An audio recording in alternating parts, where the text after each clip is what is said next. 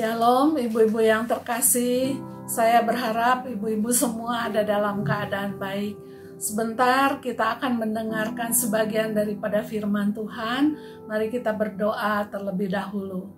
Tuhan, terima kasih untuk kesempatan pada hari ini. Kami boleh mendengarkan sebagian daripada firman Tuhan. Kami minta Tuhan mengurapi kami semua, baik ibu-ibu yang mendengarkan maupun hamba-Mu yang menyampaikan kebenaran firman Tuhan. Biarlah firman yang kami dengar itu boleh kami tangkap, boleh kami mengerti, dan boleh kami lakukan di dalam kehidupan kami masing-masing. Terima kasih, di dalam nama Tuhan Yesus kami berdoa. Amin. Shalom ibu-ibu semua.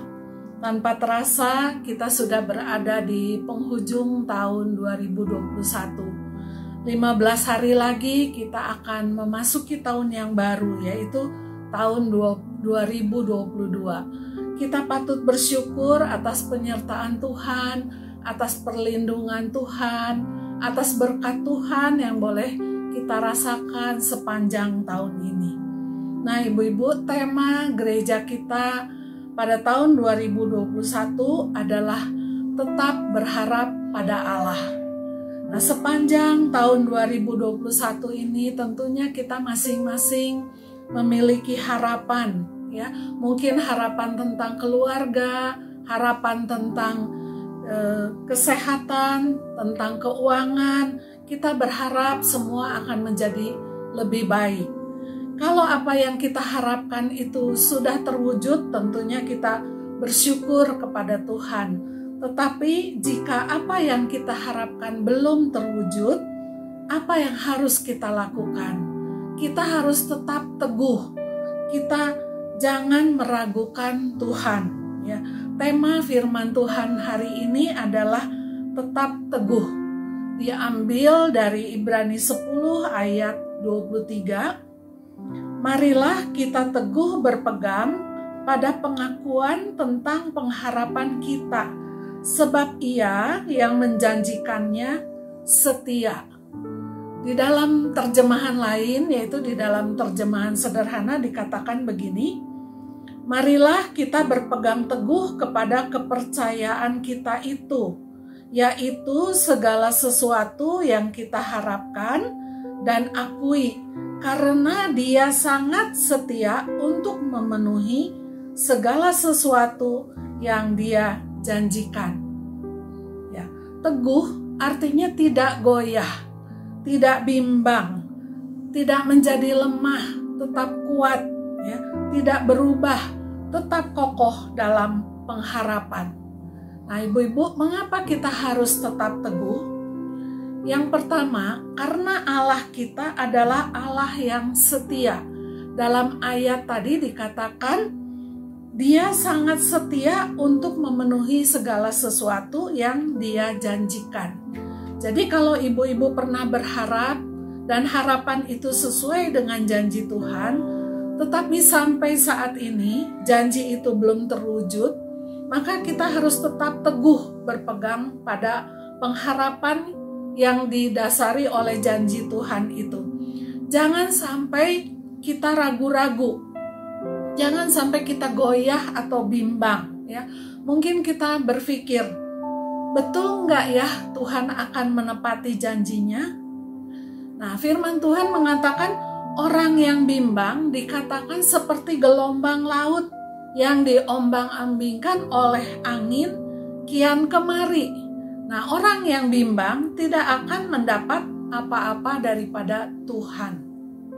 Orang yang hatinya goyah bisa salah langkah.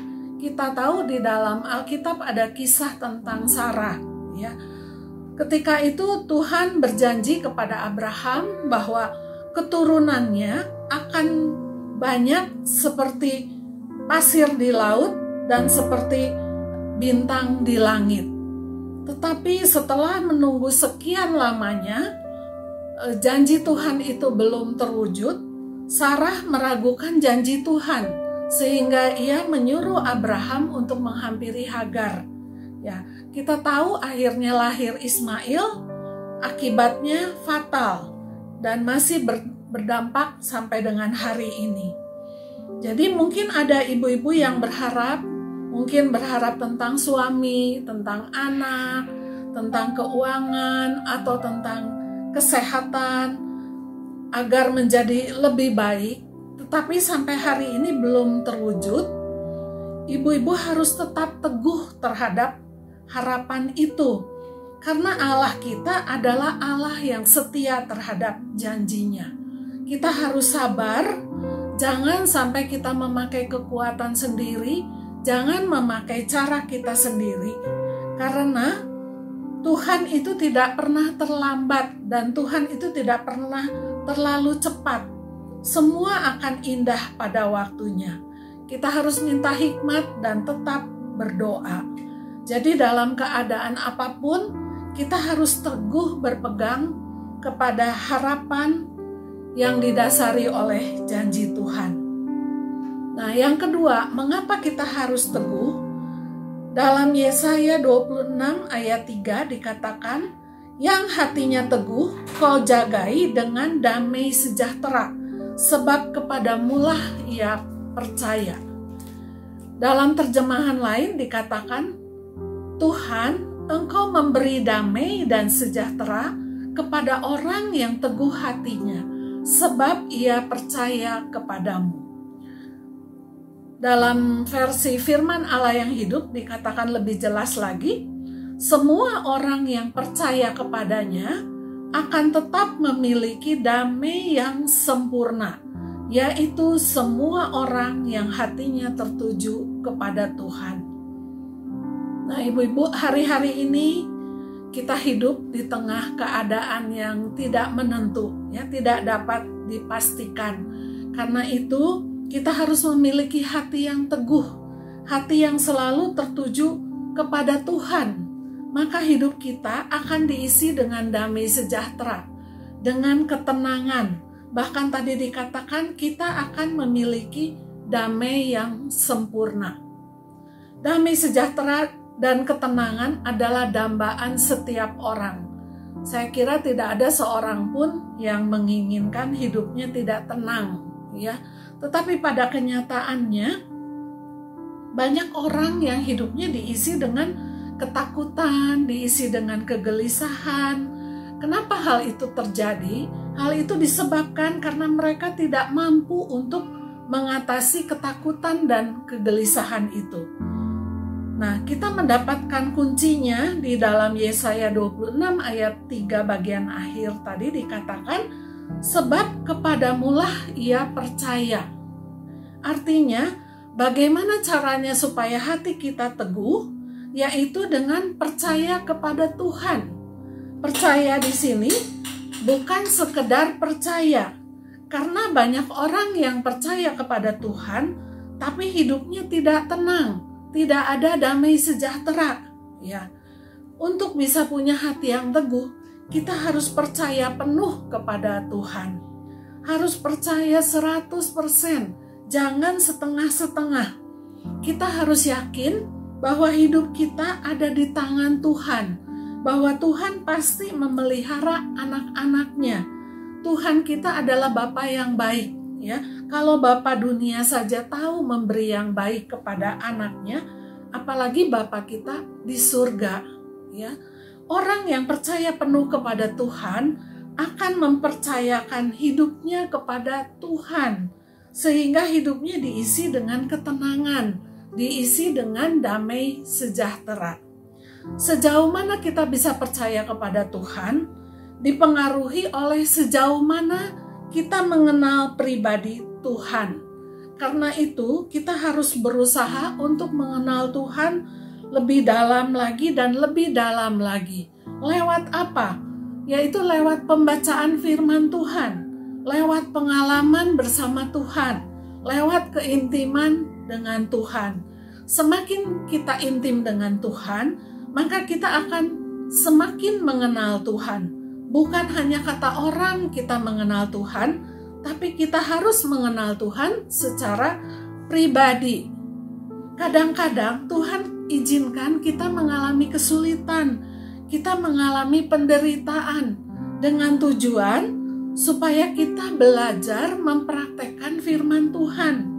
Dan ketika kita mempraktekkan firman Tuhan itulah kita akan mengalami kebenaran firman Tuhan. Kita akan mengalami janji Tuhan, sehingga kita akan mengenal Tuhan lebih dalam lagi. Bukan hanya kata orang Tuhan itu baik, tetapi kita mengalaminya sendiri, ibu-ibu. Seperti Ayub yang berkata, hanya dari kata orang saja aku mendengar tentang Engkau, tetapi sekarang mataku sendiri memandang Engkau. Lewat pengalaman-pengalaman bersama Tuhan, maka kepercayaan kita kepada Tuhan akan semakin kuat. Akhirnya dalam keadaan apapun kita bisa percaya penuh kepada Tuhan, sehingga hidup kita diisi dengan damai sejahtera dan ketenangan. Ibu-ibu, saya mau sampaikan bahwa seorang ibu adalah role model untuk anaknya. Role model adalah contoh, ya, seorang ibu harus menjadi panutan bagi anak-anaknya. Ibu yang kuat, ibu yang teguh akan menghasilkan juga anak-anak yang kuat, anak-anak yang teguh. Jadi harus dimulai dari diri kita sendiri. Baru-baru ini saya mendengar di YouTube wawancara dengan seorang anak selebriti yang sangat terkenal, ya. Nah, ketika diwawancara itu anak selebriti ini ditanya, apa kesan kamu terhadap ibu kamu? Nah, anak ini berkata, ibu saya adalah seorang pekerja keras.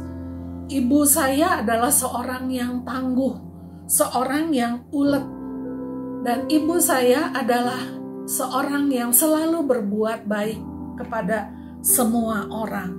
Lalu dia berkata, saya mau seperti ibu saya. Jadi kita bisa lihat di sini, ibu-ibu, bahwa seorang ibu itu menjadi contoh untuk anak-anaknya. Tanpa kita berkata-kata, anak itu melihat keteladanan dari hidup kita, ya. Jadi karena itu mari ibu-ibu, kita harus menjadi seorang ibu yang teguh, seorang ibu yang kuat, ya.